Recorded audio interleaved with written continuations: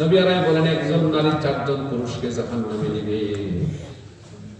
এক নাম্বার, সেই নারী যখন জাহান্নামে যাবে আল্লাহকে বলবে, আল্লাহ আমার বাবা আমারে তার যখন আমি অধীনে ছিলাম আমাকে পর্দা করায় নাই। আল্লাহ আজকে যদি আমাকে জাহান্নামে যেতে হয়, এক নম্বরে আমার বাবাকে জাহান্নামে দিতে হবে। বাবাকে জাহান্নামে নেওয়া হবে। এবার বলা হবে, আল্লাহ রব্বে কারীম, আমার বাবা ছিল না, আমার ভাই ছিল, আমার ভাই আমাকে পর্দার কথা বলে নাই, আমাকে ফিরে রাখে নাই। আল্লাহ তাআলা আমাকে যদি আজকে জাহান্নামে যেতে হয় সেটা আমার ভাইয়ের কারণ, আমার ভাইকে জাহান্নামে নিতে হবে, ভাইকে জাহান্নামের ফয়সালা হবে।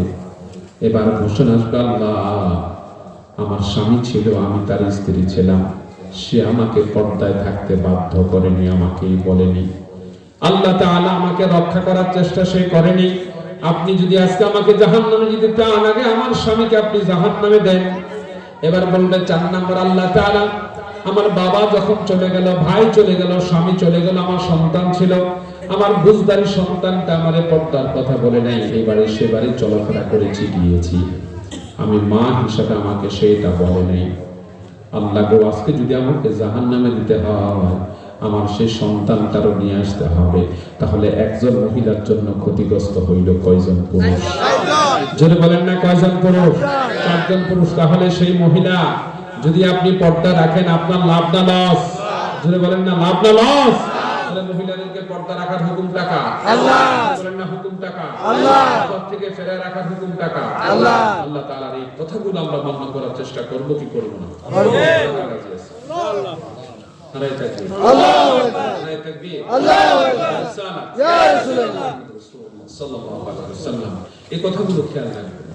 আল্লাহ বলা নবী আরবি সাইয়্যিদুনা মুহাম্মদ রাসূলুল্লাহ সাল্লাল্লাহু আলাইহি ওয়াসাল্লামের প্রিয় সাহাবারা, ওনারা এত বেশি সতর্ক ছিলেন, এত বেশি সতর্ক ওনারা ছিলেন, ওনাদের খেয়াল এত বেশি দৃঢ় ছিল যে ওনারা কোনো পর নারীর চেহারা দেখবেন অথবা কোনো পর নারী ওনাদের সাথে কোনো দুষ্টুমি করবেন, এই ঘটনা খুব কম হয়েছে, খুব কম হয়েছে। খুব সতর্কতার সাথে চলতেন।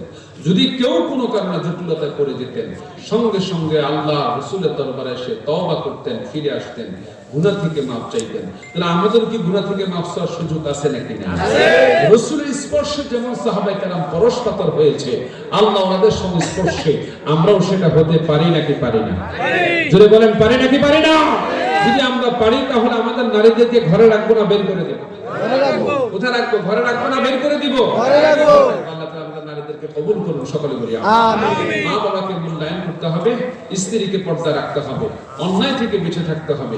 আল্লাহ তাআলা আমাদের বাঁচার তৌফিক দেন, সকল মিলে আল্লাহুম্মা আমিন।